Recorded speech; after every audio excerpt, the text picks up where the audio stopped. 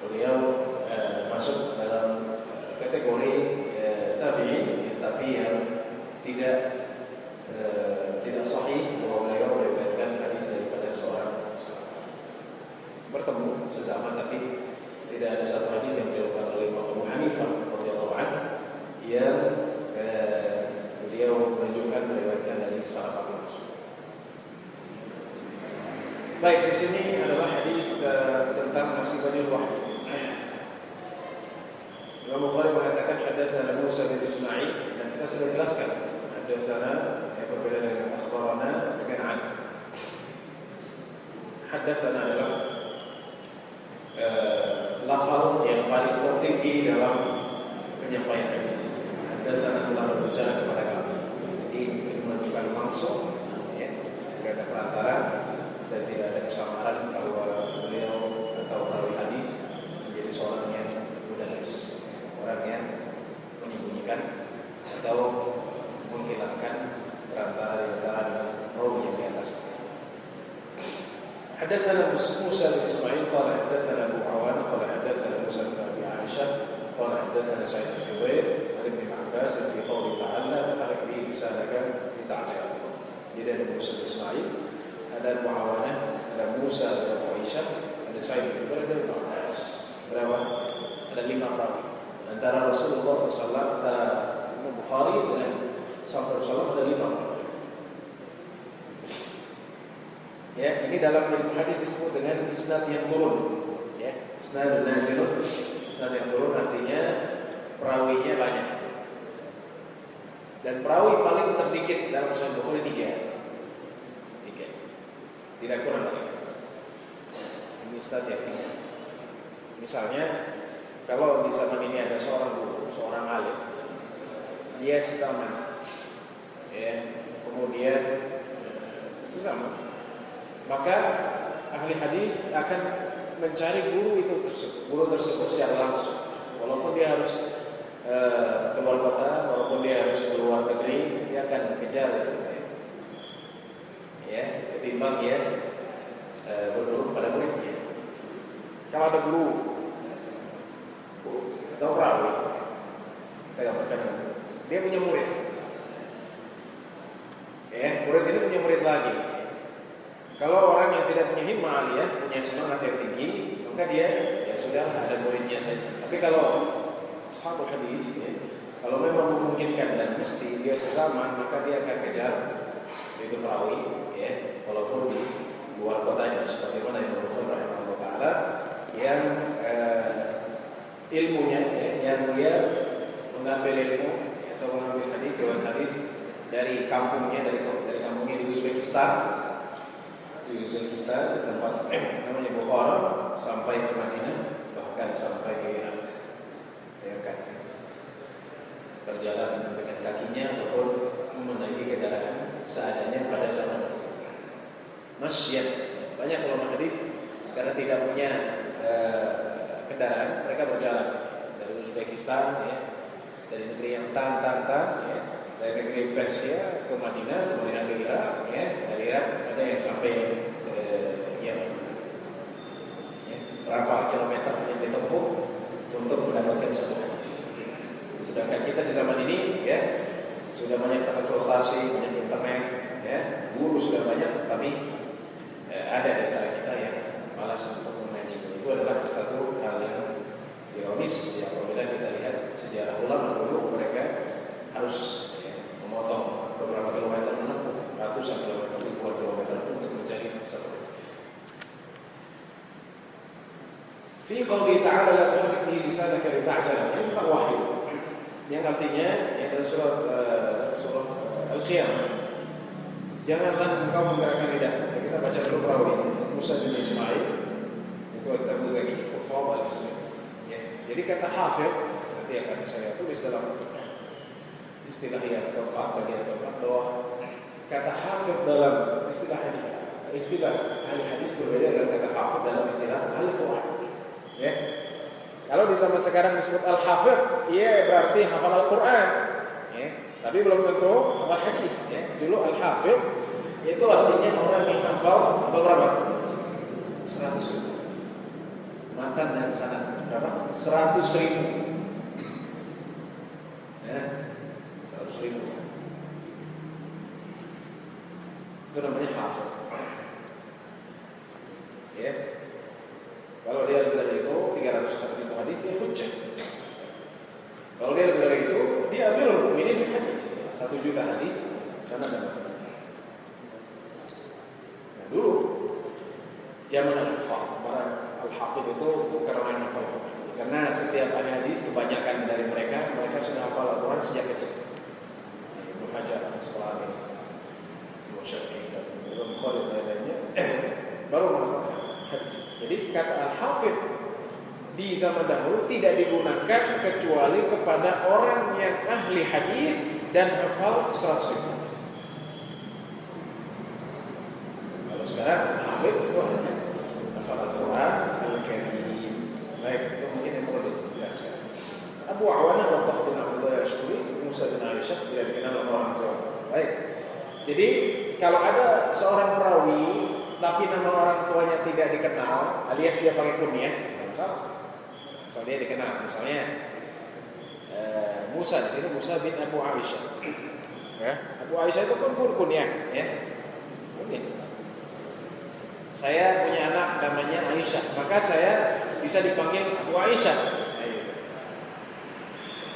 Bisa jadi kunyah saya lebih dikenal daripada nama saya. Dulu seperti itu orang Arab. Ya, seperti Abu Jahal, namanya siapa? Ada yang tahu? Terkenal kan kunyahnya, ya. Jadi kunyah itu bisa nama anak ataupun karena apa? Karena gelarnya. Abu Jahal itu Abul Hakam, ya. Abu Jahal itu namanya dikenal juga Abul Hakam, yang mempunyai hikmah, yang mempunyai keputusan. Ya. Jadi kata Abu dalam bahasa Arab itu kunyah bisa dinisbatkan, ya, dengan anaknya ataupun dengan sesuatu yang terkenal. Ya, Abu Naul, ya, bapaknya tidur, artinya dia tetap tidur. Abu Tilfaz, ya, bapaknya televisi, artinya dia sering nonton televisi. Kira-kira seperti itu. Ya. Durian di Arab tidak ada. Orang Arab bilangnya apa? Abu Syaukah, ya, bapaknya duri, ya. Karena memang duri semuanya duri, dalamnya adalah buah. Jadi saya ulangi, Musa itu anaknya Abu Aisyah. Abu Aisyah siapa namanya? Nggak tahu. Ya, yang penting Musanya, ini penting. Ya. Karena banyak perawi, ya, yang nama bapaknya itu adalah pakai kunyah, ya, pakai kunyah. Selama itu bukan rawi yang bersangkutan dengan bapaknya, tidak bisa. Sehingga Ibnu Hajar mengatakan ini diikuti sebagian hadisnya oleh Amr bin Dinar. Artinya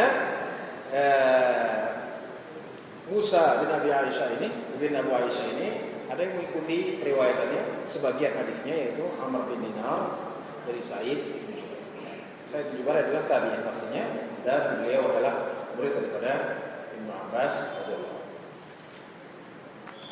Baik. Jadi ini intinya bisa dibaca sendiri, tentunya tentang Al-Qur'an. Ketika Rasulullah ini penting ya, saya sampaikan di sini disebutkan bahwa Rasulullah menggerakkan lidahnya ini cepat-cepat ketika dibacakan oleh Jibril. Beliau mengikuti padahal belum selesai, ya, supaya kenapa? Supaya langsung hafal, gitu kira-kira. Jadi kira-kira kalau kita ada yang dengar orang bicara atau ada orang yang dengar lagu, gitu ya, ini orang belum selesai kita ikutin. Kenapa? Biar hafal. Al-Quran dulu diturunkan pada Nabi Muhammad SAW. Rasulullah juga seperti itu. Dalam arti belum selesai dibacakan Jibril, Rasulullah sudah ngikutin. Ya, kenapa? Agar hafalannya tidak hilang. Maka Allah SWT jelaskan, la tuharrik bihi lisanaka lita'jala bih. Jangan kau tergesa-gesa, ya, dengan lidahmu agar kau artinya cepat hafal. Inna alaina jam'ahu wa qur'anahu. Fa idza qara'nahu fattabi' qur'anahu tsumma inna alaina bayan.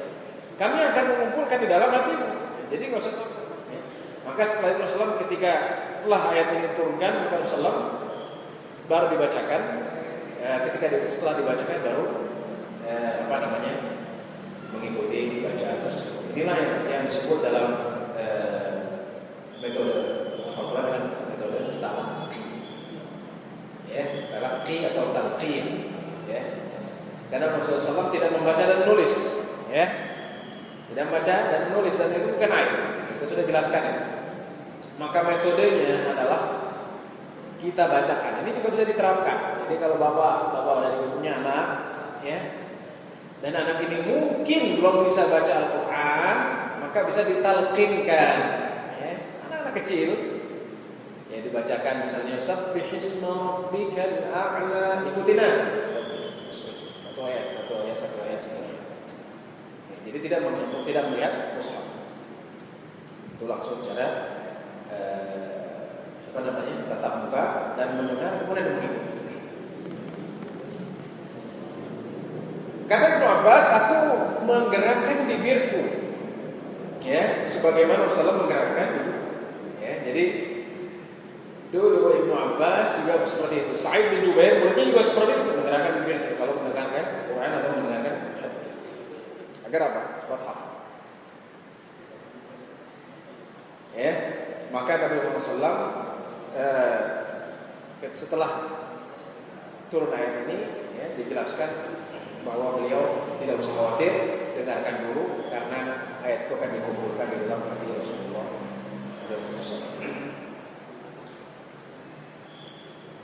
Ya, di sini disampaikan, fakana Rasulullah ba'da dzalika idza tawajjab istama'a fa idza tarkha Jibril qara'a Rasulullah kama qara'a. Maka Rasulullah apabila didatangi Jibril dan dibacakan, beliau dengarkan dulu. Kalau sudah dibacakan, baru diikuti. Kalau sudah selesai baru ya diulang seperti itu, ya. Nah, masalahnya kita sekali dibacakan langsung hafal tidak kan gitu. Ya, misalnya kita mau hafal, males buka Quran atau akhirnya kita pakai kaset bisa. Tapi dulu Rasulullah ketika dibacakan sekali langsung hafal. Apakah kita seperti itu? Kalau kita tidak seperti itu, ya perlu diulang-ulang. Ini satu metode, ya, satu metode dalam menghafal Al-Quran. Baik, itu tentang la tuharrik bihi lisanaka lita'jal. Itu intinya kalau kita jangan tergesa-gesa. Ini juga penting ya. Sekarang banyak metode hafal Quran, seminggu, sebulan. Nah, Rasulullah SAW berapa tahun menghafal Quran? 23 tahun. Ya, karena memang wahyu turun berdasarkan kejadian dan berdasarkan turunnya Al-Quran, tapi tidak tergesa-gesa, ya. Sehingga bagi saya ya tidak tepat apabila Al-Quran itu terlalu dicepat. Kalau setahun mungkin 2 tahun, oke, setahun. Tapi kalau Al-Quran hafal Al-Quran 30 juz dalam 2 minggu atau 1 minggu, hafalan apa?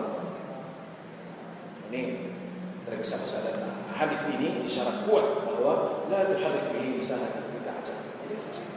Yang penting konsistensi, yang penting internalisasi, penghayatan dan implementasi.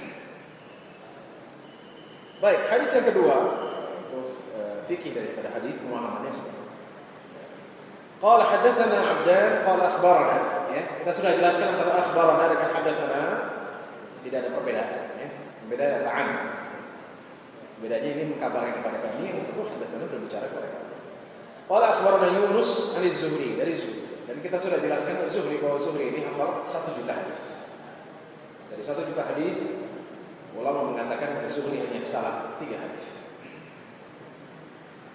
Ya, kalau orang hafal 1 juta hadis, dia salahnya 3 hadis, dianggap nggak yang salah? Enggak dia. Ya, ini Az-Zuhri, ya. Muhammad bin Muslim, Musyihab Az-Zuhri, bisa dilihat biografinya. Baik. Nah di sini ada ha, ya. Ha ini tahwil isnad, ini juga akan saya masukkan nanti dalam bagian keempat. Tahwil isnad itu artinya apa? Artinya perawi yang di sini adalah Bukhari rahimahullah taala, mencantumkan jalan lain itu disebut dengan sanad. Kalau tadi dimulai dari Abdan, sekarang dimulai dengan siapa? Dengan Bishr bin Muhammad. Dengan siapa? Bishr Muhammad. Qala akhbarana Abdullah, yaitu Abdullah bin Mubarak, akhbarana Yunus, ya. Wa Ma'mar 'an Az-Zuhri dari Zuhri nahwahu seperti itu.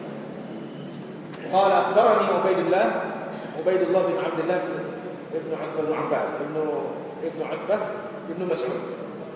Ya. Jadi Ubaidullah bin Abdullah dari Ibnu Abbas radhiyallahu anhu. Ya, jadi Abdan itu Abdullah bin Utsman Al-Marwazi. Abdullah itu Abdullah bin Mubarak. Abdullah bin Mubarak termasuk tabi'in, seorang ulama yang zuhud yang terkenal dengan ilmunya dan zuhud. Yunus yaitu bin Yazid bin Al-Aili. Yunus Ma'mar dari Zuhri. Seperti itu. Ya, jadi begini. Ya. Pusing nih ya. Enggak apa-apa ya, kita belajar supaya kita mengerti insyaallah. Kalau kita nggak mulai, kapan kita akan mengerti tentang hadis dan ilmu hadis. Jadi begini. Di sini ada Abdan, ya. Jadi Abdan meriwayatkan dari siapa? Itu saya hitamkan, Abdan dari Abdullah, Yunus dari Zuhri, oke? Itu Abdan. Sedangkan Bishr, ya, dibalik dari Abdullah berkata kepada kami Abdullah mengabarkan kepada kami Yunus dan Ma'mar. Baik. Jadi kalau Abdan meriwayatkannya dari Abdullah ke atasnya, dia hanya menyebutkan Yunus, sedangkan Bishr menyebutkan meriwayatkan juga dari siapa? Dari Ma'mar. Ini kita sudah masuk dalam ilmu hadis, kita sudah bicara tentang sanad, ya. Baik. Teksnya dari Yunus, ya, di bawah, dan maknanya dari Ma'mar. Dulu ulama hadis, ya, ulama hadis ada yang meriwayatkan dengan makna. Nah, ini bedanya Quran dengan hadis, ya. Bahwa Al-Quran boleh diriwayatkan dengan makna, bukan teks. Jadi jangan melihat hadis ini kok beda-beda teksnya, nggak masalah. Nah, karena hadis itu yang penting adalah makna. Selama maknanya tidak berubah atau tidak menyimpang atau tidak ada tambahan, itu satu. Nah, hadis itu tidak masalah. Ya. Tapi Al-Quran tidak. Ini bedanya hadis dengan Al-Quran. Baik, hadisnya berbunyi seperti apa? Ya. Rasulullah SAW adalah orang yang manusia yang paling baik. Rasulullah adalah manusia yang paling baik. Ajwa dan nas. Terlebih ketika di bulan Ramadan, ketika didatangi oleh Jibril alaihissalam menemuinya. Ya. Dan Jibril alaihissalam mendatanginya setiap malam. Maka Jibril mengajarkannya. Kita nyebutnya tadarus. Yudarisu, lihat teks. Yudarisu artinya tadarus. Ya. Jadi Nabi Muhammad SAW menyetorkan hafalannya.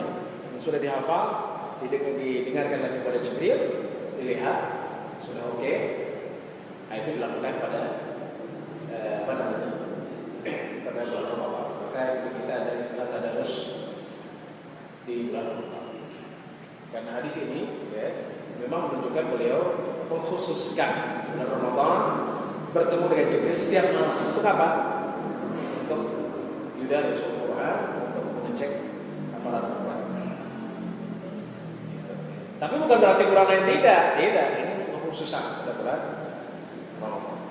Kata Ibnu Abbas radhiyallahu anhu, Rasulullah SAW jauh lebih baik daripada angin yang berhembus. Gila, ya.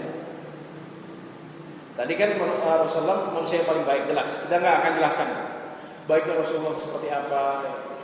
Rasulullah paling toleransi, paling baik, ya, bahkan kepada yang non Muslim juga Rasulullah berbuat baik, ya, berbuat baik, berbuat adil. Ini perlu diperhatikan bahwa tidak ada orang yang lebih toleransi daripada Rasulullah SAW.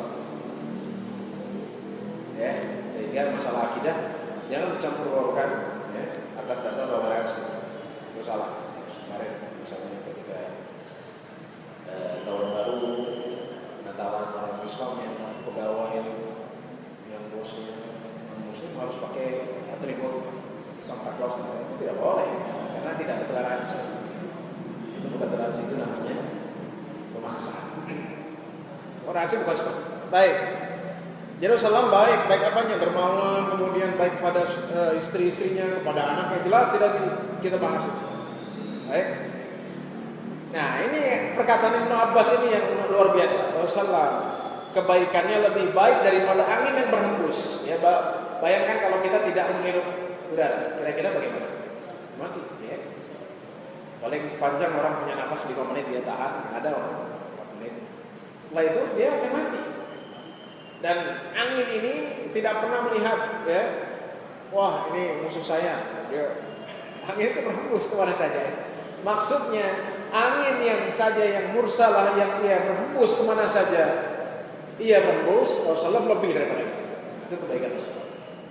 Datang kepadanya, ya Rasulullah, ya, aku tertarik dengan bajumu, ya. Bisakah aku memiliki bajumu? Dikasih. Kalau aku tertarik dengan jammu, bisa? Oh jangan, ini jam mahal. Ya Rasulullah seperti itu. Beliau, ya seperti Rasulullah. Baik, itu diantara kebaikan Rasulullah. Banyak sekali. Kemudian Rasulullah tidak pernah mengumpulkan uang. Ya kita tahu Rasulullah ketika wafat tidak memiliki kecuali berapa? 1 dirham atau 2 dirham. Jadi nggak ada uang. Apa yang diwariskan ilmu? Ya, kalau ulama Rasulullah dia. Jadi para nabi itu nggak pernah ini duit saya. Tapi yang diwariskan apa? Ilmu. Ya. Jadi kebaikan Rasulullah itu luar biasa.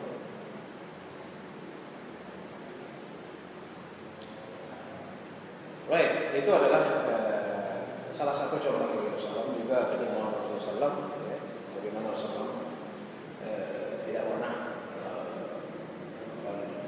mengumpulkan harta, kemudian bagaimana Rasulullah berlaku baik dan santun, dan beliau Rasulullah tidak pernah merasanya lebih besar daripada orang. Ya. Oh ini nabi ya, kamu nggak boleh. Rasulullah biasa, tidak pernah ingin. Kita datang kepadanya Ali bin Hatim, ya, dia masuk Islam. Ali bin Hatim mencoba, dia taruh bantal, kemudian duduklah di bantal. Bantal ditaruh di tengah, menunjukkan bahwa Nabi SAW tidak ingin dianggap sebagai orang raja. Karena dulu, sampai sekarang di Arab, jadi kalau orang-orang yang dimuliakan itu mereka duduknya di mana?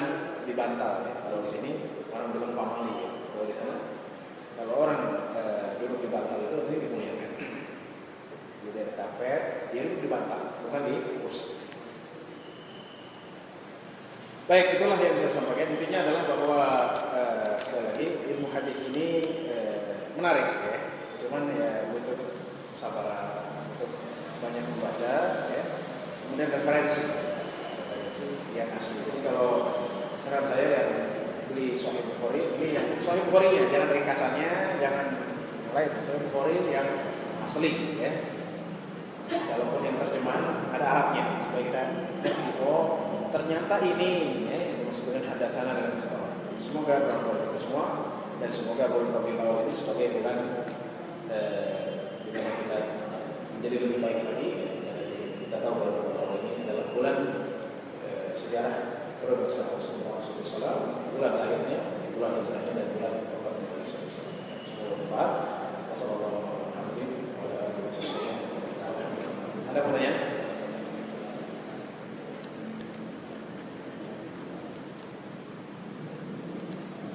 Jelas, baik kita coba.